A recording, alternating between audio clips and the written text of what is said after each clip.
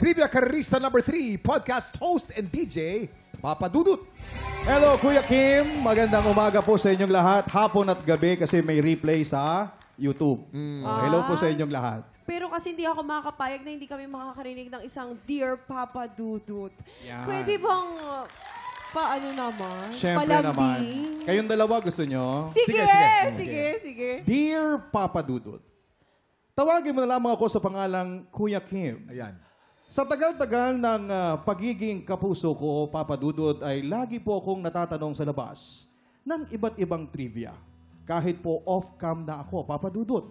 Kaya naman napipressure ako at lagi ako nagre-review kahit na walang exam. Ayan. Ayan. I love it. O yung kay Faith naman, kay Faith. Ako. Ito naman. Ito hinintay ko to. Papa Dudut, tawagin mo ako sa pangalang Faith. Aaminin ko na po sa inyong programa sa Barangay Love Stories na 4 na taon na akong walang jowa. Ayan. Aray. Alam mo, eksakto yung 4 na taon. Apat na taon. Eksakto. Oo, maglilimang taon na nga. Oo. Grabe, Ang no? tanong, sino ang jowa mo nung 4 years ago? Diba? I-compute nyo, anong show niya noon? Aray. Kuya Kim, baka pwedeng ayun na lang yung i-reveal kaysa yung killer.